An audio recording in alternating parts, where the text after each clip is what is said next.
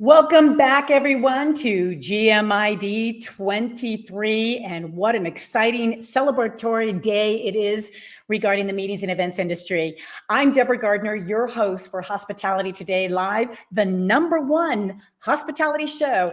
And I am thrilled to have you all join us for our third live GMID worldwide broadcast. And of course, this special edition here is amazing because we get to be one of the 200 events, the 35 plus countries and over 180 organizations involved in this great day. Now, my co-host this year to help recap today's conversation is Randy Clark with Efficient Health Solutions, and who is also our official sponsor again this year. So both Randy and I will be here all day with you to celebrate with an extraordinary guest lineup of the top industry leaders and their message of value, diversity, responsibility, and more. Now, I've heard our next guest described as simply one of the most professional colleagues I have ever had the pleasure of working with. She is articulate, exceptionally bright, and has the highest standards for herself, her peers, and she does it all with a smile. And I cannot agree any more than who are we talking about? Well, we're talking about none other than Nan Marchand Beauvois, the Senior Vice President, Industry Relations and Membership at the U.S. Travel Association, located in Washington, D.C. A businesswoman, I must say, is on the move. She's working in the Business Development Division, responsible for overseeing and managing the administrative governance and functional requirements of the National Council of State Tourism Directors, the National Council of Attractions, the Destination Council, Meetings Mean Business Coalition, and so much more. And it is an honor to have her on our show today. So, and of course, we've been trying to get her on for a number of years. So I know you are in for a big surprise when you get a chance to meet with her right here next on Hospitality Today Live.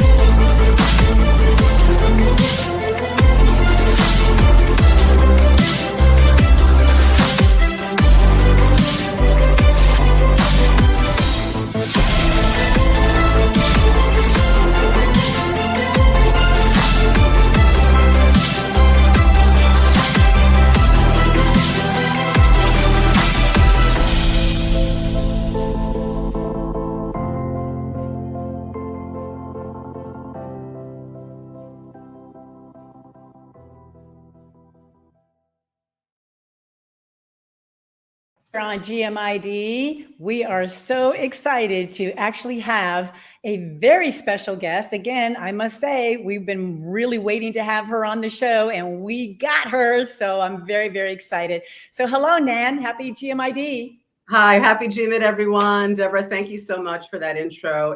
I'm really glad to be here with you today. Oh, we're happy that you are. As you know, you certainly, as I mentioned, are a businesswoman on the move. I mean, I'm sure there are some things amazing things that I haven't even been able to mention about you. I hope I got everything in there.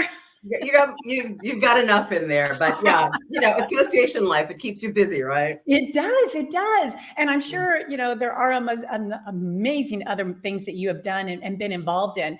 But we also know you graduated from the University of California in International Affairs, which is so impressive and is why you are the perfect fit for what you do. But I also noticed you have a minor in Romance languages. What? Explain that. Yeah. So lucky to be a native French speaker, Francophile, but always interested in languages. So when I did graduate from UCLA, I was fluent in French, obviously Spanish, Italian, and English. My goal had always been to perhaps pursue international law, perhaps work for the United Nations, and I ended up in the hospitality industry. Similar, but not quite the same. So able to use my language skills and some of that throughout my career. So, well, I love that description, and wow, that definitely, no matter what we majored in back in the day, or the experiences or expertise that we develop, it's amazing how we can always utilize it in the hospitality industry. Absolutely. I mean, it's a very small world. So having that grounding and understanding in different cultures and different being able to visit different places just really just it's so additive to your life. It really is enriching. Yeah, yeah, definitely. Well, I'm so glad we get to talk about GMID today. And also with you, I'm really especially interested in talking to you about Meetings Mean Business. As an ambassador myself, the coalition is an industry-wide showcasing its value while bringing the industry together. And I love the fact that we do that by one strong, powerful voice. And the Global Meetings Industry Day was just one way to merge the industry to meet the Meetings Mean Business Coalition's objectives. Can you please start out with our conversation today by sharing a little bit about its history and what it all means to you? Yeah. So actually, Meetings Means Business Coalition really started out about 14 years ago as a PR campaign slogan here in Washington, D.C. The genesis of Meetings Means Business. I don't know if everybody recalled back in 2009 when then former President Obama told people, I don't want you seeing going off to Las Vegas on the, using taxpayer dollars. And it was an immediate reaction that tells you the power of words, how important words are. President said you can't go to Vegas on the taxpayer's dime. Business travel stopped. Group meetings, incentives, everything stopped. It's like someone turned off the spigot. And it didn't only impact Las Vegas, it impacted the entire industry. Business came to a standstill. So, Meetings Means Business was really an ad campaign at the time targeted to Washington, D.C. policymakers, basically saying, you want to lose another million jobs, keep on talking. So what that did is it really established U.S. travel in a position to be able to talk about the value and the importance of the hospitality and the meetings and business events industry, and pique the interest of our elected officials for them to be put in a position so that we can explain more about the importance of what our industry does, what it means to jobs, what it means to economy, what it means to adult education, and over time, quite frankly, to his credit, also and to the administration's credit at that time, President Obama and his administration really became one of the greatest champions of travel and meetings that we've seen in the White House in a while. But it did start out with those damaging words. Like I said, words really matter. And that's why speaking with one voice and being able to talk about the importance of what we do is critical to the administration and to stakeholders. Yeah, it is. Thank you so much for explaining that, because I do remember when that happened and Yeah. the impact it had on the industry. And after talking with the top leaders, I love the fact that when they set up that meeting with President Obama, I think, I forget who it was at US Travel sat down, and the first things that came out of the word was, did you know we're having a meeting right now? I think that probably was Roger Dow, who was It our was CEO at Roger. the time. It It was was Roger Dow. Roger. This is a Yeah, and meeting. I thought, brilliant. And I think just those words, like you said, matter. I think sparked him going, oh, we are having a meeting, even though and it's not an official meeting, but Yeah, it's a that was meeting. Talk about the so, longest running meeting and is Congress. They meet like every day, yeah, right? How many years have they been, centuries have they been meeting? So right, that's putting right. it in perspective and helping them understand the importance and the value. Yeah. Absolutely, and thank you so much. We couldn't hear it better than anyone than from you, because that is exactly where it all started from. And for for 2 years, GMID actually has becoming even stronger and stronger because of this whole initiative. And I believe the theme has been, at least for the last 2 years, meet safe, which makes sense, during the pandemic. But as we build back, why is it so important for us to shift our message to why meetings matter, and why now? I mean, you touched on it already, but we have to keep meetings safe. But meetings matter seems to be more Yeah. universal, I would imagine. Can you Yeah. elaborate on that a little bit Yeah. more?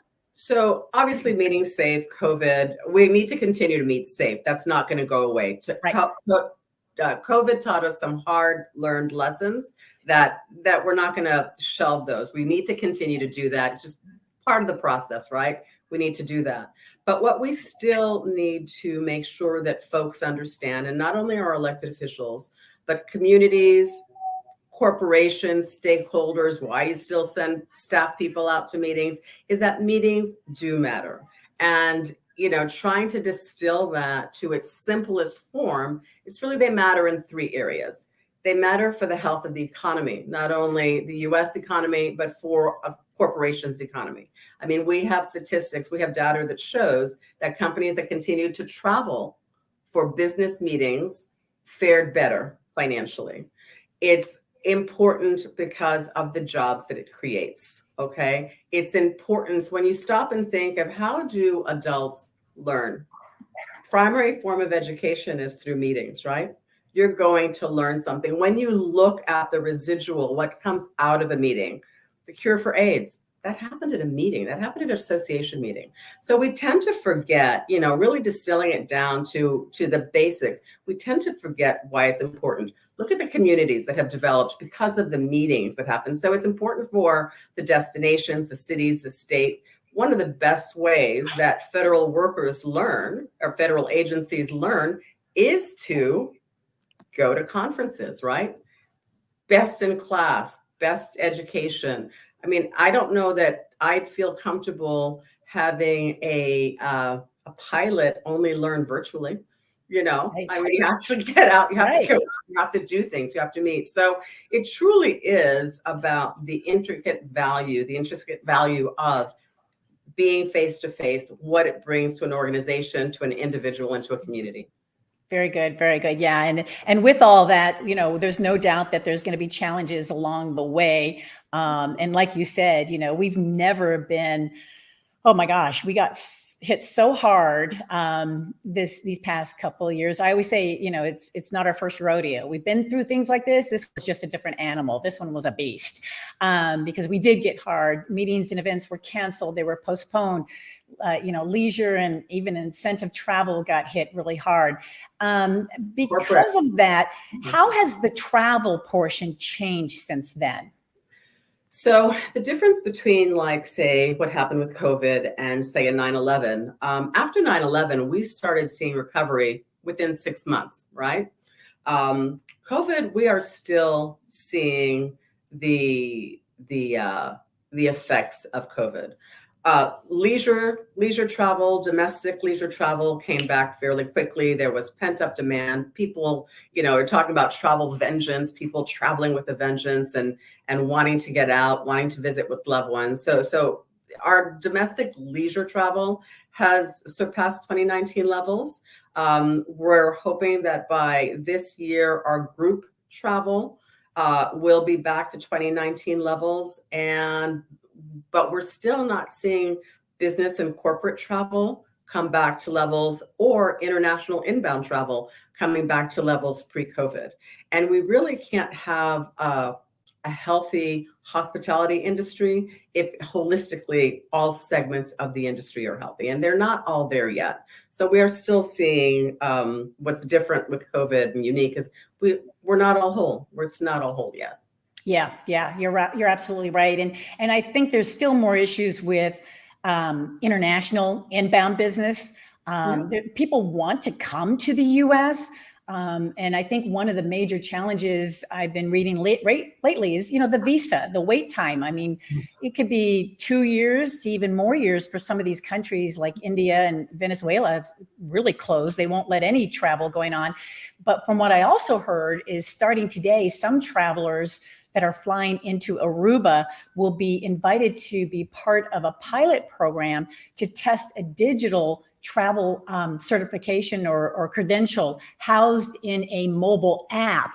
And I believe it's called SITA, I believe, instead of showing an actual physical passport or other documents upon, their arrival. And so, technology is just speeding up. So will this help that? I would imagine that visa process, so more people can enter to the U.S. Well, one of our key focuses, one of our key priorities for 2023 is really getting that visa wait time down. You're Okay. right, it is over 400 days. So getting the visa wait time day down, making sure that State Department has the staffing that it needs, introducing technology, biometrics to help facilitate the process of people getting their visas. So those are things that we are really, really focused on in improving the travel. You talked a little bit about international. Not only is the visa issue a challenge, but also making sure that we have the air travel demand that we need, making sure that our experience as travelers is seamless and pleasant. Okay. Making sure that our airports are modernized and that all of the systems that go in that are modernized. So it's a lot of work. It's a lot of things on the docket, but got to get it done so that we have a healthy industry. Well, that's good to hear that that's a focus, because that would really help the U.S. Industry regarding inbound, because they are a major purchaser in the U.S. From meetings to CBDs. I mean, they're always buying here in the U.S. So that's good to hear that that's a big focus. And another mostly positive sign from the U.S. Bureau of Labor Statistics in their February report shows that the employment for leisure and hospitality jobs have grown 105,000 in the month of February, which I believe is really good news. Now, that said, according to the president, CEO, Jeff Freeman for U.S. Travel Association, he said, despite the strong job growth, a staggering 1.7 million leisure and hospitality jobs are still a concerning figure as we head into the peak summer travel season. So it appears we still have a ways to go before a full recovery pre-COVID levels of employment. Thoughts on that? That is true. We still have that challenge. There are still a lot of jobs in the hospitality sector. When you start to look at guest surveys, satisfaction surveys from travel, even as a traveler myself, you feel it, that some hotels still are not full service, that staffing, wait times, restaurants can't fully serve because there are a lot of jobs, 1.6, 1.7 million jobs still open. One of our other key priorities this year is making sure that we're able to increase the number of H-2B visas that are allowed into the United States. Those are the international students that come in and work for a summer or 6 months, and they're the ones that fill these service jobs. We see that primarily in a lot of our resort destinations, Mackinac Island, up in New England, ski destinations, where they do depend on those H-2B visas to fill the gap for the employment needs. And that is definitely a key focus of ours. Yeah, Jeff Friedman, our CEO, is laser focused on these issues. Yeah, that's good to hear again, because it all starts within your association, and boy, it's definitely a focus for everyone. So for you all to recognize that is phenomenal, because the sooner we get on these issues, the sooner we can get what we call back to normal, in other words. But it's great to hear that it is a focus. Wonderful to hear. Yeah, it's a focus, and it helps all segments of the industry: meetings, incentive, leisure, international, inbound. All boats float, as they say, if we are able to fix these challenges or find solutions. Nice. Good deal. Now, the power of this day is in the power of collective messaging. And with that comes partnership and collaboration with other associations in this space, especially for what we're celebrating today. Can you talk a little bit about that as well? The power of one voice, and that's why the Meetings Means Business Coalition has been so successful. We've had over 70 coalition members for the last 10 years really rally around the idea and the concept that collectively our voice is stronger than individually. And I think GMID is a perfect example of that, where you have over 30 countries involved, the entire North America, all talking about the value and the importance of meetings. Now, U.S. travel, I think sometimes people are a little confused because we don't GMID we provide the toolkit and resources for others to go ahead and celebrate that day in a way that makes sense for either that hotel, that destination, that business. But we provide the toolkits. We don't do an event to be able to have that collective voice, that we're using the same messaging. And part of the success in GMID, especially this year, is we took extra effort to make sure that our association partners are also aligned and that we're sharing the same message and the same toolkit, and that we're working together to really amplify the message of GMID this year. So I really want to hats off and thank you to what I affectionately call our alphabet soup, whether it's MPI, ASAE, PCMA, EIC, MLP. everybody that has, the acronyms, everybody that has really stepped up to support this, not only here in the US, but globally in a big way. So really thank you for that collaboration and that support. Oh, absolutely. Kudos to everyone. Yeah, totally. And it's a big day for everybody to wear blue. I see you wearing blue, and boy, you went all out and did the banner in blue. I mean, blue, U.S. Travel, you all rock. Thank you. Well, before we depart, because this has been I could talk to you all day long.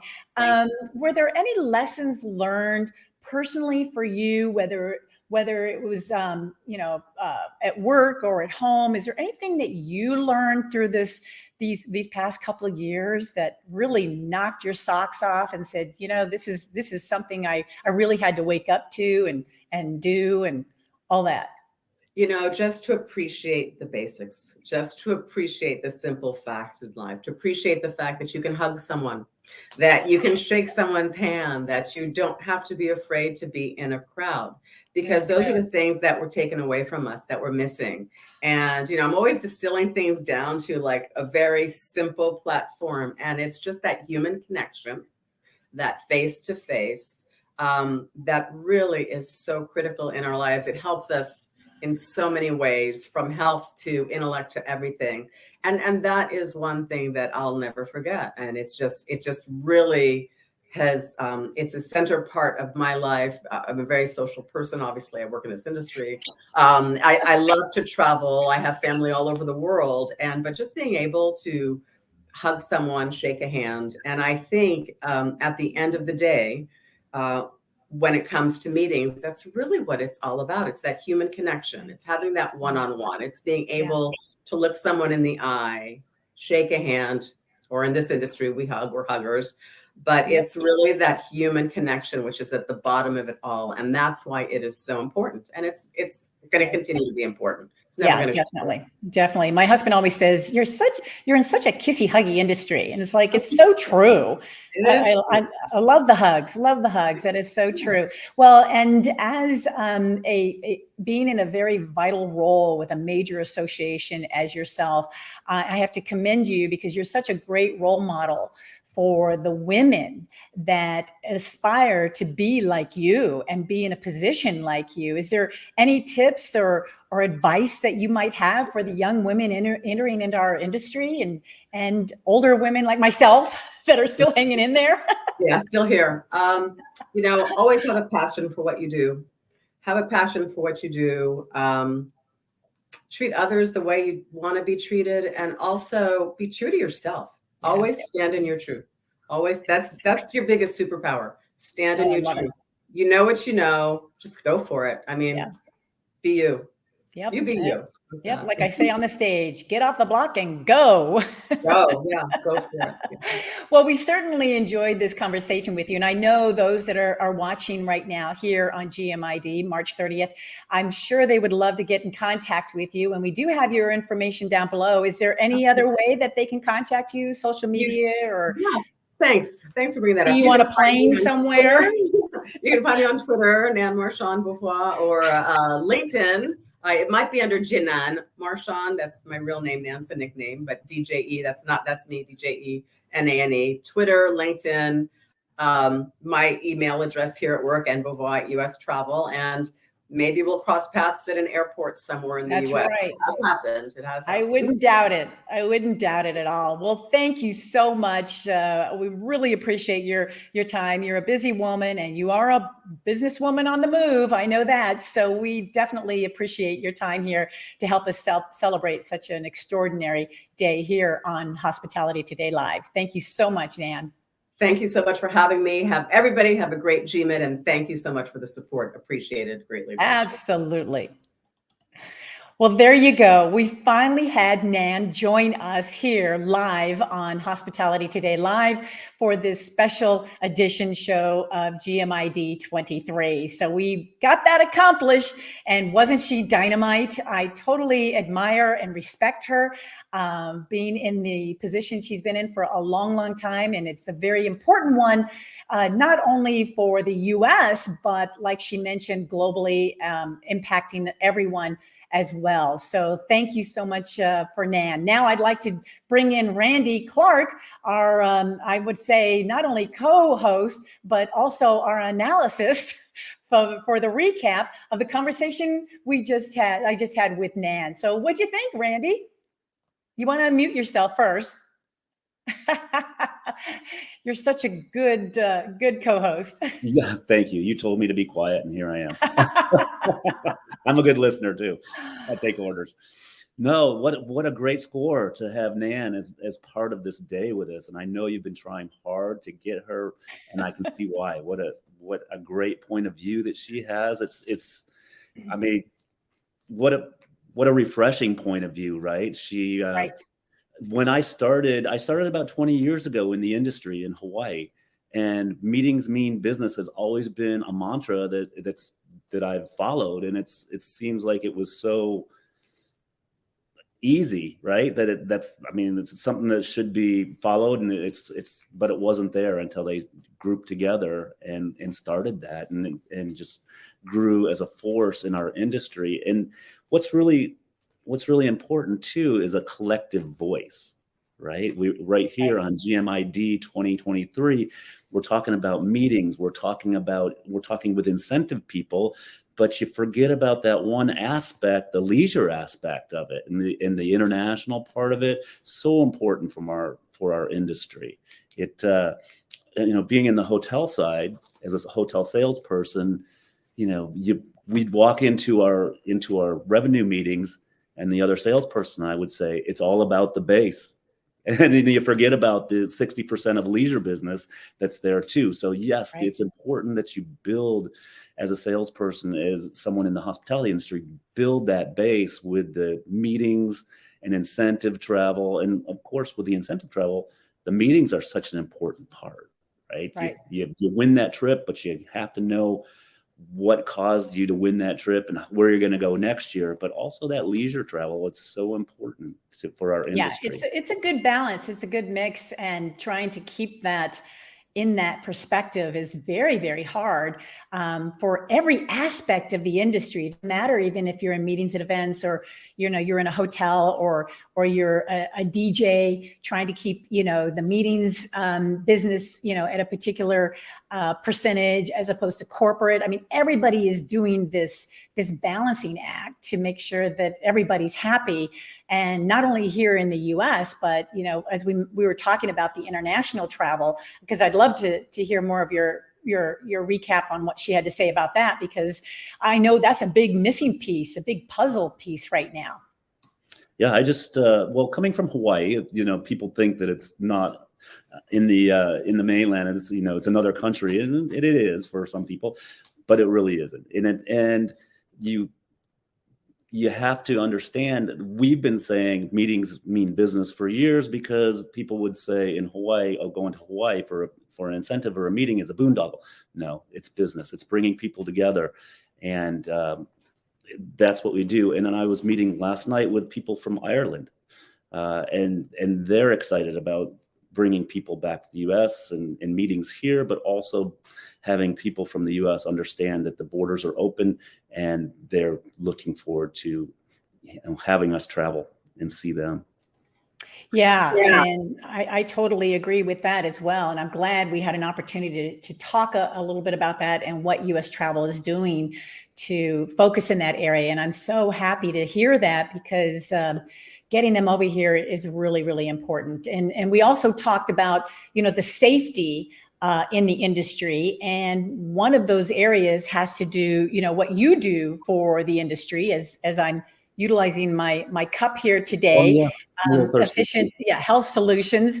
What is your take on the safety of U.S. travelers and again, your insurance? And we're going to hear from someone from your organization later today. But is that coincide to continue as well, like Nan said? Well, the best thing to know is a lot of people don't know this.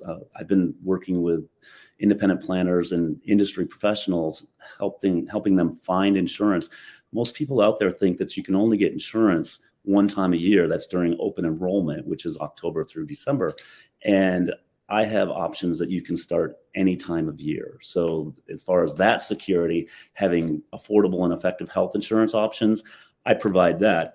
But with U.S. Travel, they put out notifications for people who are traveling internationally. We go to Peru. We're traveling next week or we're soon to go out of the country, and we are looking at those advisories, and that comes directly from U.S. Travel, Nice.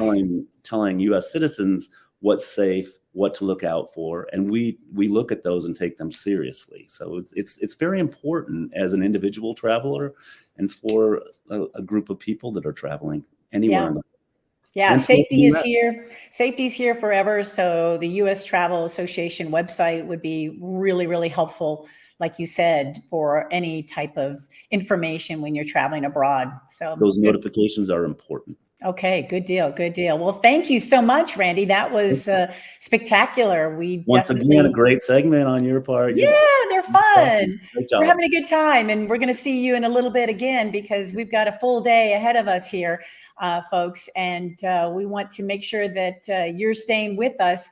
Don't go far because we really have. We're just getting warmed up. In other words, so don't go far. And we just want to say happy GMID23, everybody. And up next, another great guest. So stay tuned.